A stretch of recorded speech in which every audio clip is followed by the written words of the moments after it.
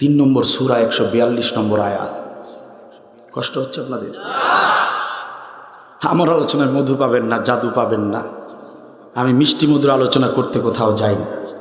আমার আলোচনায় কোনো কমেডি পাবেন না, হাসাহাসি পাবেন না, নাচানাচি পাবেন না। আমার আলোচনা শুনতে হলে কষ্ট করে শুনতে হবে। যদি শুনতে পারেন কাজে লাগবে। আমি মনে করি কোরআনের মঞ্চগুলো বিনোদনের মঞ্চ নয়। কোরআনের মঞ্চে কথা হবে কোরআন থেকে প্রয়োজনীয়, জাতির করণীয়, পালনীয় কিছু নির্দেশিত আমল সম্পর্কে। এজন্য আমি কোরআনুল কারীম থেকে কিছু তিক্ত থেকে তিক্তকর, কঠিন থেকে কঠিনতর কিছু কথা বলবো। যারা ঈমানদার এই আলোচনা শুনলে তাদের ঈমান বেড়ে যাবে ইনশাআল্লাহ। আর যাদের ভিতরে নেফাকি রয়েছে, যারা মুনাফিক, তাদের কলিজা আস্তে আস্তে করে জ্বলতে থাকবে। আমার এই আলোচনা তারা হজম করতে পারবে না, হজম করার শক্তি ক্ষমতা তাদের নয়। জালিমের শাসন আমলে কয়েকবার জেল খেটেছি, কিন্তু কোরআনের হক কথা থেকে এতটুকু সরে দাঁড়াই নাই।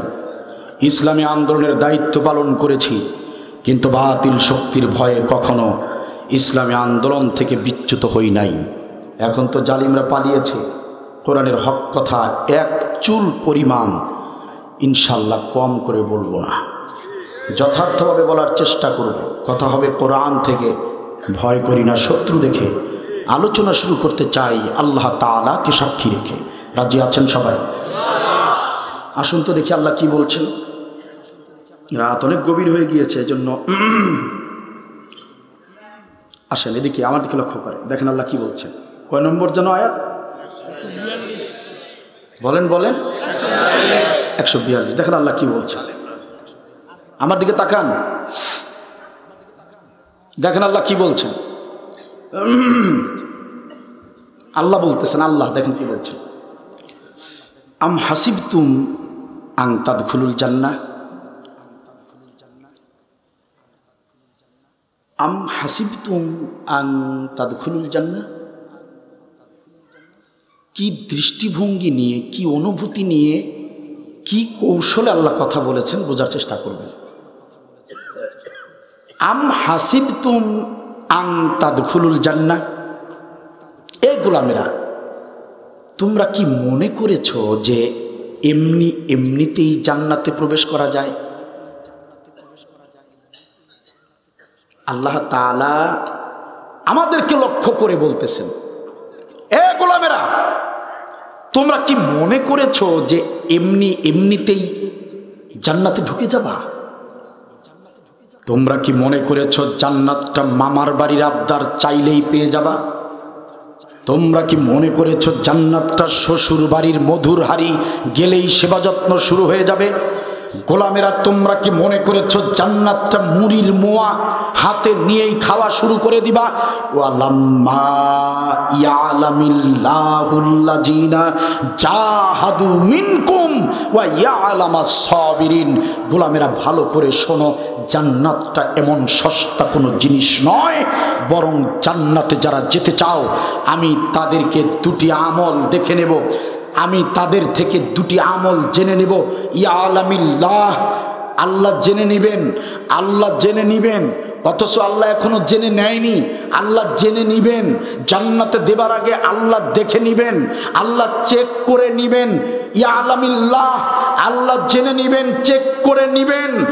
আল্লাযিনা জাহাদু মিনকুম, তোমরা কারা কারা দুনিয়ার জীবনে জিহাদের আমল করেছিলে আমি আল্লাহ সেটা দেখে নেব। ওয়া ইয়ালামাস সাবিরিন, আর কারা কারা ধৈর্যের আমল করেছিলে আমি আল্লাহ দেখে নেব। এই দুটি আমল যাদের থাকবে তারাই জান্নাতে প্রবেশ করবে। এই দুটি আমল যাদের থাকবে না কোশ্চিন কালেও তারা জান্নাতে যাবে না। জান্নাত তো দূরের কথা, জান্নাতের ঘ্রাণ তাদের নাক পর্যন্ত পৌঁছাবে না। কথা আমার নাকি আল্লাহ?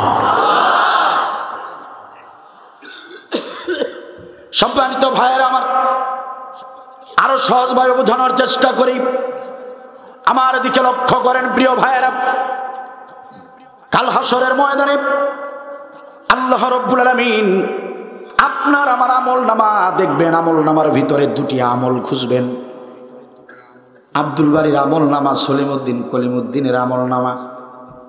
আল্লাহ রাব্বুল আলামিন আমল নামা নিয়ে তিনি দেখতে চান নামাজ রোজা হজ জাকাত পিতা মাতার সেবা প্রতিবেশীর হক আত্মীয়তার হক মসজিদ মাদ্রাসার খেদমত ওয়াজ মাহফিল তাফসির মাহফিল দান সাদাকা হাজার হাজার আমলের ভিতরে আল্লাহ রাব্বুল আলামিন খুঁজে দেখবেন শত শত হাজার হাজার আমলের ভিতরে আল্লাহ খুঁজে দেখবেন দুটি আমল আছে কিনা জিহাদের আমল আর ধৈর্যের আমল নামাজ রোজা হজ যাকাত দান সাদাকা বিভিন্ন আমলের ভিতরে এই দুটি আমল আছে কিনা জিহাদের আমল আর ধৈর্যের আমল এই দুটি আমল আছে কিনা আপনার আমার আমল নামার ভিতরে আল্লাহ সেটা দেখে নেবেন আল্লাহ সেটা চেক করবেন আপনার আমার আমল নামা খুঁজে খুঁজে দেখবেন জিহাদের আমল আছে কিনা ইয়ালামিল্লাহুল্লাযিনা জাহাদু মিনকুম ওয়া ইয়ালামাস সাবিরিন জিহাদের আমল আর সবরের আমল আছে কিনা যাদের আমল নামার ভিতরে জিহাদের আমল সবরের আমল থাকবে আমার আল্লাহ বলেন তাদের জন্য জান্নাতের দরজা খুলে দেওয়া হবে। সম্মানিত ভাইয়েরা আমার, আপনাদের মনে অনেকের প্রশ্ন হতে পারে হুজুর কুরআনুল কারীমের ভিতরে অসংখ্য বিষয়ে আলোচনা রয়েছে কিন্তু হুজুর আপনি জিহাদের আলোচনা কেন শুরু করলেন বেছে বেছে আপনি ইমরানের 142 নম্বর আয়াতটা কেন বললেন জিহাদ সম্পর্কে আলোচনা করার জন্য আপনি কেন প্রস্তুতি নিয়েছেন এমন প্রশ্ন যদি আপনাদের ভিতরে এসে যায় মধুপুর উপজেলার মুসলমানেরা কান খুলে শোনেন আমি এই কুরআনুল কারীম যতটুকু গবেষণা করেছি এই কুরআনুল কারীম যতটুকু অধ্যয়ন করেছি আমি এই কুরআনুল কারীম অনুধাবন করে যেটা বুঝতে পেরেছি আল্লাহ রাব্বুল আলামিন এই কুরআনুল কারীমের ভিতরে যত আমলের নির্দেশ দিয়েছেন সব আমলের বড় আমল হিসেবে যে আমলটাকে আল্লাহ রাব্বুল আলামিন কুরআনুল কারীমে নাজিল করেছেন সেই আমলটার নাম হলো জিহাদ। আমি এজন্যই জিহাদের আলোচনা শুরু করেছি প্রিয় ভাইয়েরা আমার। এই কুরআনুল কারীম গবেষণা করে আমি দেখেছি যত ফরজ হুকুম এসেছে সব ফরজের বড় ফরজ হিসেবে জিহাদের আমলটাকে আল্লাহ রাব্বুল আলামিন গুরুত্ব দিয়েছেন। শুধু কি তাই নাকি প্রিয় ভাইরা আমার দিকে লক্ষ্য করেন এই কুরআনুল কারীম সূরা ফাতিহা থেকে নাস পর্যন্ত আমি গবেষণা করেছি আমি রিসার্চ করে দেখতে পেয়েছি এই কুরআনুল কারীমের ভিতরে নামাজের নির্দেশ এসেছে 82 বার এই কোরআনের ভিতরে রোজার নির্দেশ এসেছে 14 বার এই কোরআনের ভিতরে হজ্জের নির্দেশ এসেছে মাত্র একবার এই কোরআনের ভিতরে যাকাতের নির্দেশ এসেছে প্রায় 34 বার আমি আবার বলছি মুখস্থ করে নেন নামাজের কথা 82 বার রোজার কথা 14 বার হজ্জের কথা মাত্র একবার যাকাতের কথা এসেছে 34 বার সেই কোরআনের ভিতরে ও মুসলমানেরা সেই কোরআনের ভিতরেই জিহাদ করতে হবে জিহাদের নির্দেশ এসেছে 917 বার 917 বার। ও মধুপুর উপজেলার মুসলমানেরা একান্ত আপন জনেরা আমার মুয়াজ্জিন যখন মসজিদ থেকে আযান দেয় হাইয়া আলাস সালাহ এসো এসো নামাজের দিকে এসো আপনি যতই ব্যস্ত থাকুন না কেন হাতে যত কাজ থাকুক না কেন সমস্ত কাজগুলো ফেলে দিয়ে ছেড়ে দিয়ে আপনি দৌড়ে ছুটে যান মসজিদে ওযুটা করেই জামাতের সঙ্গে নামাজে দাঁড়িয়ে যান কোনোদিন কোনো সময় এক ওয়াক্ত নামাজ আপনি কাজা করার চেষ্টা করেন না আলহামদুলিল্লাহ ভালো কথা কারণ নামাজ যারা আদায় করে এরা প্রকৃত মুসলিম কারণ নামাজ হচ্ছে ইসলামের একটি খুঁটি এটা গুরুত্বপূর্ণ একটি আমল আপনি 82 বারে নামাজের প্রতি যত্নবান হয়েছেন আলহামদুলিল্লাহ ভালো কথা প্রতি বছর একটা মাস মাহে রমজানে টানা একটা মাস রোজা রাখার বিধান দিলেন আল্লাহ 14 বারের ফরজ নির্দেশ সেই ফরজটা পালন করতে গিয়ে একটা মাস সারাটা দিন করে না খেয়ে থাকলেন মিথ্যা কথা মিথ্যা কাজ থেকে নিজেকে বিরত রাখলেন অশ্লীলতা থেকে নিজেকে হেফাজত করলেন হালাল স্ত্রীর সঙ্গেও দিনের বেলা আপনি কোনো মেলামেশা করলেন না আল্লাহ রাব্বুল আলামিনকে খুশি করার জন্য সিয়াম সাধনা পালন করতে গিয়ে আপনি এত ত্যাগ তিতিক্ষা করলেন 14 বারের নির্দেশ রোজা, সেই রোজাকেও আপনি গুরুত্ব দিলেন, যত্ন সহকারে রোজা আদায় করলেন। আলহামদুলিল্লাহ, ভালো কথা, কারণ এটাও ইসলামের আরেকটা খুঁটি, গুরুত্বপূর্ণ একটি আমল। ও আমার ভাইরা, একবারের নির্দেশ হজ, 7 লক্ষ টাকা খরচ করে মক্কায় গেলেন, মদিনায় গেলেন, হজ ব্রত পালন করলেন। ও আমার ভাইয়েরা, একান্ত আপনজনেরা, 7 লক্ষ টাকা খরচ করে একবারের ফরজ নির্দেশ হজ ব্রত আপনি পালন করলেন। আলহামদুলিল্লাহ, ভালো কথা, এটাও মুমিনের একটি অন্যতম বৈশিষ্ট্য। হজ একটি অন্যতম প্রধান ইবাদত। আলহামদুলিল্লাহ, ভালো কথা। 34 বারের যাকাত আপনি প্রতি বছর নিজের সহায় সম্পত্তির হিসাব কষে কষে জাকাতের টাকা পৌঁছিয়ে দেন। আলহামদুলিল্লাহ, 34 বারের ফরজ হুকুমটা আপনি যত্ন সহকারে আদায় করলেন। এটাও মুমিনের একটা প্রধান বৈশিষ্ট্য। ভালো কথা। ও মুসলমান ভাইরা আমার, একান্ত আপনজনের আমার, এবার আপনি আপনার নিজেকে প্রশ্ন করুন, এবার আপনি আপনার বিবেককে জিজ্ঞাসা করুন। আপনি 82 বারের নামাজকে আপনি গুরুত্ব দিলেন, যত্ন সহকারে নামাজটা আদায় করলেন। আপনি 14 বারের রোজাকে গুরুত্ব দিলেন, 14 বারের নির্দেশ রোজা আদায় করলেন, রোজা পালন করলেন। আপনি মাত্র একবারের নির্দেশ হজ ব্রত পালন করতে গিয়া 7 লক্ষ টাকা খরচ করলেন, এত সুন্দর গুরুত্ব দিলেন, হজ ব্রত পালন করলেন। 34 বারের নির্দেশ যাকাত আপনি আদায় করলেন। ও মুসলমানেরা, এবার আপনি আপনার বিবেককে জিজ্ঞাসা করেন, আপনি আপনাকেই জিজ্ঞাসা করুন, আপনি নিজেকেই জিজ্ঞাসা করুন। 82 বারের নামাজ, 14 বারের রোজা, একবারের হজ, 34 বারের যাকাত, এগুলো আপনি এত যত্ন সহকারে আদায় করলেন, অথচ কোরআনের সবচেয়ে বেশি আয়াত নাজিল হয়েছে 917 বারের নির্দেশ জিহাদ, জিহাদ, জিহাদ। গোলামেরা, জিহাদ করো, জিহাদ করো। এই জিহাদের নির্দেশটা আপনি গুরুত্ব দিলেন না, জিহাদের আমল আপনি নিজে করলেন না, নিজেও করলেন না। যারা জিহাদের আমল করে তাদেরকেও আপনি সহ্য করলেন না। যারা জিহাদের আমল করে তাদেরকে আপনার ভালো লাগে না। যারা জিহাদের আমল করে তাদের বিরুদ্ধে মিথ্যা সাক্ষী দিলেন। যারা জিহাদের আমল করে তাদের নাম লিস্ট করে থানায় দিয়ে দিলেন। যারা জিহাদের আমল করে তাদের বিরুদ্ধে ষড়যন্ত্র করলেন। ও মুসলমান ভাইয়েরা, ও নামাজি ভাই, ও হাজি ভাই, একটাবার নিজেকেই জিজ্ঞাসা করেন, নামাজ, রোজা, হজ, যাকাত সমস্ত আমলগুলোকে এত গুরুত্ব দিলেন, কিন্তু জিহাদকে আপনি অবহেলা করলেন। 917 বারের ফরজ হুকুমকে আপনি অস্বীকার করলেন, আপনি বিরোধিতা করলেন। এবার আপনি আপনাকেই জিজ্ঞাসা করেন, আপনার বিবেককে জিজ্ঞাসা করেন, আপনি জান্নাতে যাবেন নাকি জাহান্নামে যাবেন? আপনার বিবেক আপনাকে জবাবটা দিয়ে দেবে। জবাব কি পাইছেন? বিবেক কি বলছে? জান্নাতে যাবেন? আপনার বিবেক কি বলছে জানি না, আল্লাহ বলে দিচ্ছেন। দেখেন আল্লাহ কি বলছেন, সূরা মুহাম্মদ 1 নম্বর আয়াত। সূরা মুহাম্মদ 1 নম্বর আয়াত, ওয়াসাদ্দু আন সাবিলিল্লাহি আদাল্লা আমালাহুম। সাদ্দু আন সাবিলিল্লাহ, দিন কায়েমের পথে যারা বাধা দিবে, দিন কায়েমের যারা বিরোধিতা করে, দিন কায়েমের পথে, জিহাদের পথে যারা বাধা দিবে, আদাল্লা আমালাহুম, আল্লাহ বলছেন আমি তাদের সমস্ত আমল বরবাদ করে দেই, ধ্বংস করে দেই। নাউজুবিল্লাহ।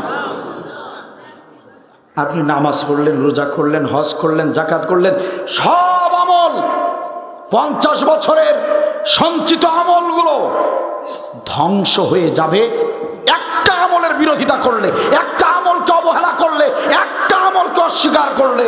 সেই আমলের নাম হচ্ছে জিহাদ, জিহাদ ফি সাবিলিল্লাহ। এটা হাদিস বলি নেই, কোরআন। কিছু কিছু হাদিসে নাকি এখন জাল বের হয়েছে, থাকতে পারে, হাদিসের ভিতরে জাল থাকতে পারে, সব জিনিসের মধ্যে জাল থাকতে পারে। আলেমদের ভিতরে ভেজাল থাকতে পারে, ডাক্তার, ইঞ্জিনিয়ার, মাস্টার, ভেজাল থাকতে পারে। শুধুমাত্র একটা জিনিসে কোনো ভেজাল নাই, ভেজাল হবে না, তার নাম আল্লাহর বক্তব্য। যারা দিন কায়েমে জিহাদের পথে বিরোধিতা করে তাদের সমস্ত আমল নষ্ট হয়ে যায়, ধ্বংস হয়ে যায়। কথা আমার নাকি আল্লাহ? কে চান এমন হাজী সাহেব কে আছেন? আপনি হজ করে এসেছেন, আপনার হজটা ধ্বংস হয়ে যাক। কে আছেন এমন হাজী? হাত তুলে দেখান যে আমি আমার হজটাকে নষ্ট করতে চাই। কে আছেন 30 বছর ধরে নামাজ আদায় করছেন, আপনার ওই 30 বছরের নামাজের সেই আমলটা নষ্ট হয়ে যাক? কে আছেন এমন? আছেন কেউ? যদি আপনার ভালো আমলগুলো নষ্ট করতে না চান, আপনার নেক আমলগুলো যদি ধ্বংস করতে না চান, উপায় একটাই, জিহাদের পথে আসুন। জিহাদ জিহাদ জিহাদকে স্বীকার করে নিন, জিহাদের আমলটাকে বুঝুন, মানার চেষ্টা করুন, কপাল খুলে যাবে ইনশাআল্লাহ। এখন বলবেন হুজুর জিহাদটা কি বুঝায় বলেন? জিহাদ হলো আরবি শব্দ, আল্লাহর ভাষায় জিহাদ। বাংলায় বলা হয় চেষ্টা করা, ইংরেজিতে ট্রাই। বাংলায় বলা হয় চেষ্টা করা, ইংরেজিতে ট্রাই। আল্লাহর ভাষায় আরবিতে সেটাকে বলা হয় জিহাদ। যদি আমি আপনাদেরকে প্রশ্ন করি, প্রিয় ভাইয়েরা আমার, আপনারা যারা কোরআনের আলোচনা শুনতে এসেছেন, চেষ্টা যদি না করতেন এখানে উপস্থিত হতে পারতেন নাকি? পারতেন? এই যে বসে বসে আলোচনা শুনছেন, এই বসা থেকে যদি দাঁড়াতে চান, কোমরটা সোজা করে যদি দাঁড়াতে চান, বলেন তো দেখি চেষ্টার প্রয়োজন আছে না নাই?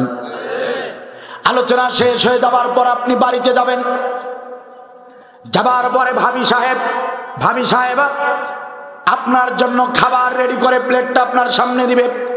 প্রাণের স্বামী আমার, কোরআনের মাহফিলের কথা শুনে রাতের খাবারটা না খেয়ে তুমি সন্ধ্যাবেলায় কোরআনের ময়দানে চলে গিয়েছিলে, রাত গভীর হয়ে গেল। প্রাণের স্বামী আমার, এই যে নাও খাবারটা খেয়ে নাও। ভাবি সাহেবা যখন আপনার সামনে খাবারের প্লেটটা দিবে, আপনি যদি ওই খাবারের প্লেট থেকে যদি চেষ্টা যদি না করেন, খাবারটুকু যদি হাত দিয়ে মুখ পর্যন্ত না তোলেন, জিবরিল আমিন এসে খাওয়ায় দিবে নাকি?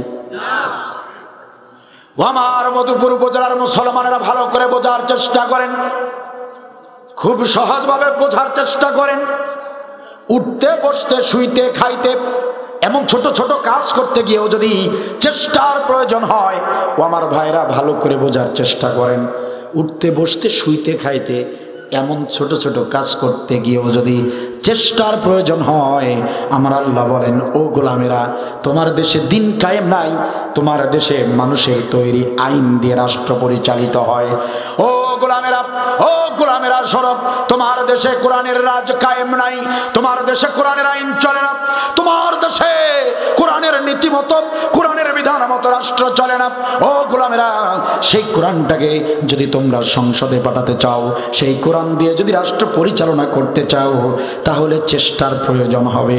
উঠতে খাইতে বসতে শুইতে যেমন চেষ্টার প্রয়োজন হয়, আমি আল্লাহর জমিনে আমি আল্লাহর কোরআনের বিধানটা কায়েম করতেও চেষ্টার প্রয়োজন হবে, চেষ্টার প্রয়োজন হবে, চেষ্টার প্রয়োজন হবে। সেই চেষ্টার নাম হলো জিহাদ। চেষ্টা করো। কোন কাজটা করতে পেরেছ গোলাম? চেষ্টা ছাড়া পারছেন কোনো কাজ করতে? চেষ্টা ছাড়া আমার আল্লাহ বলছেন, সুতরাং দিন কায়েমের জন্য চেষ্টা করতে হবে, এটা তোমাদের উপর ফরজ করে দিলাম। চেষ্টা করার দায়িত্বটা তোমাদের, বিজয় দেবার দায়িত্ব আমি আল্লাহ। আমাদেরকে চেষ্টা করার জন্য ফরজ করা হয়েছে। দিন কায়েম হবে কি হবে না সেটা ওনার দায়িত্ব। কার দায়িত্ব? আমাদের দায়িত্ব হচ্ছে চেষ্টা করা। আল্লাহ বলছে চেষ্টা কর। যেভাবে চেষ্টা করলে দিন কায়েম হবে, সেইভাবে, যে সিস্টেমে, যে কৌশলে, যে পথে, যেভাবে চেষ্টা করলে কাজ হবে, ওইভাবে ওই চেষ্টাটা করার নামই হচ্ছে জিহাদ।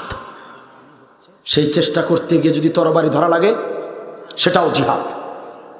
সেই চেষ্টা করতে গিয়ে যদি রাজপথে দাঁড়াতে হয়, সেটাও জিহাদ।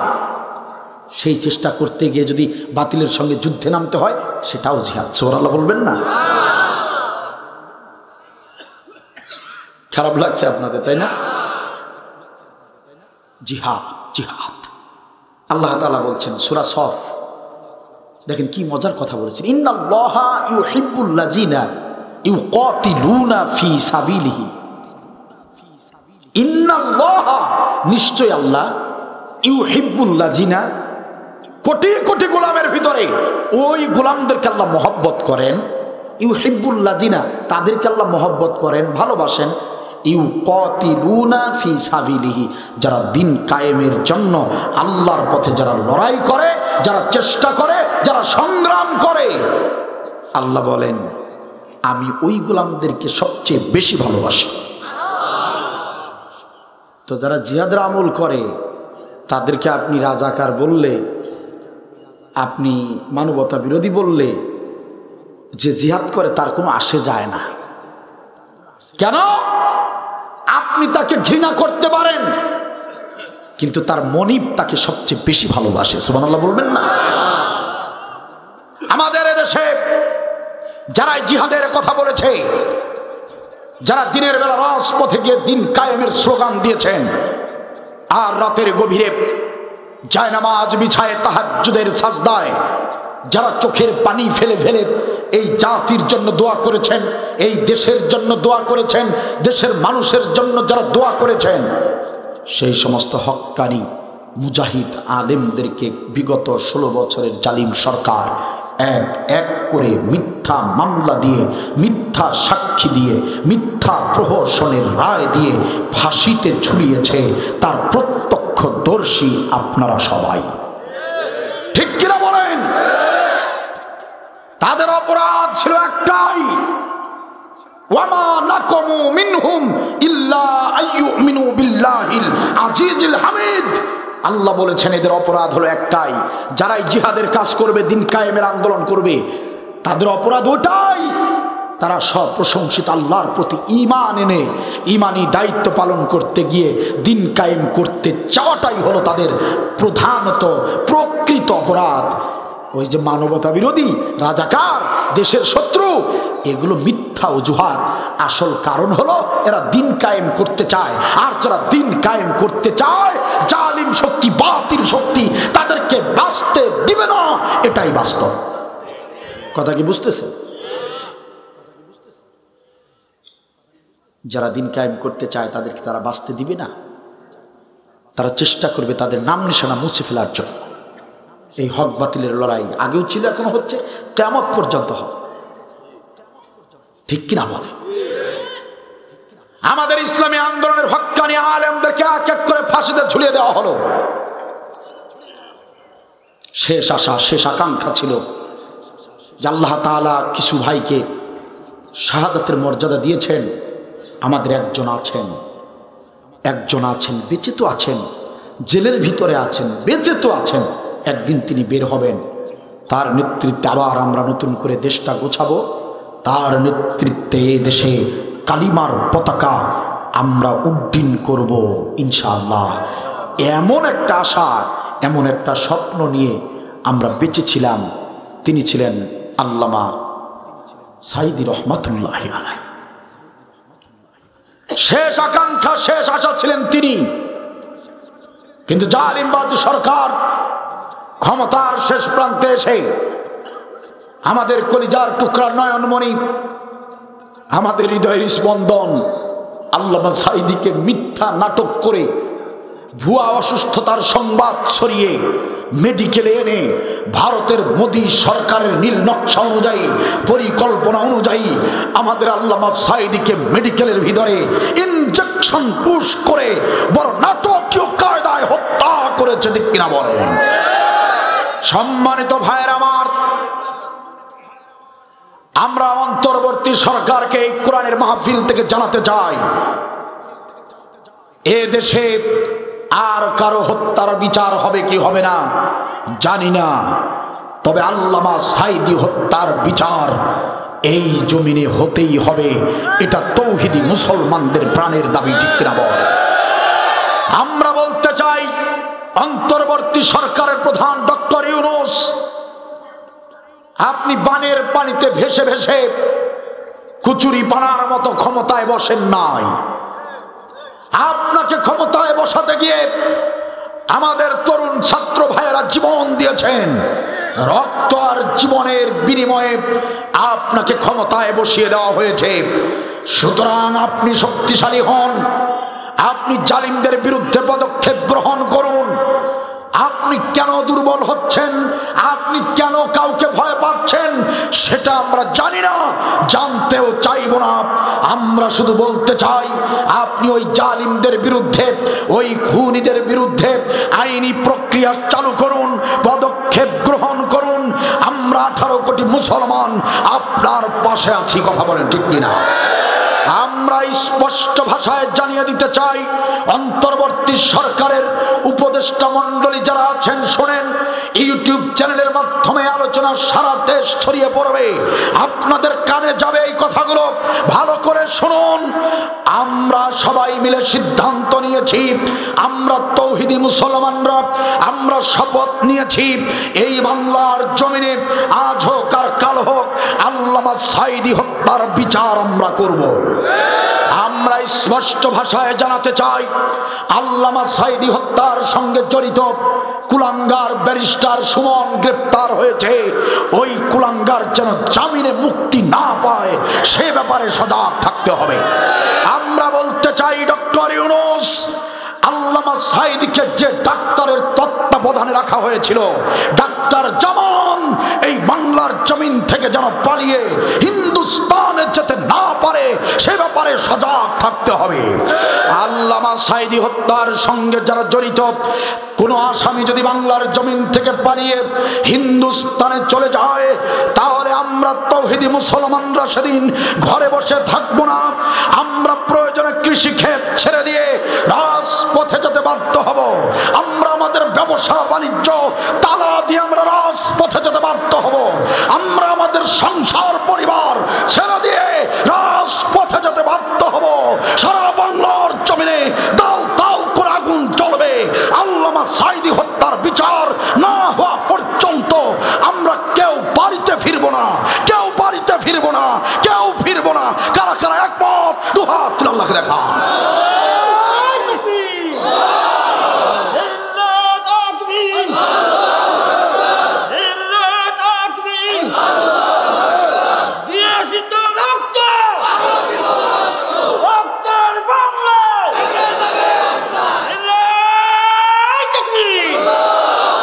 মাশাআল্লাহ, জাযাকাল্লাহু খায়রা।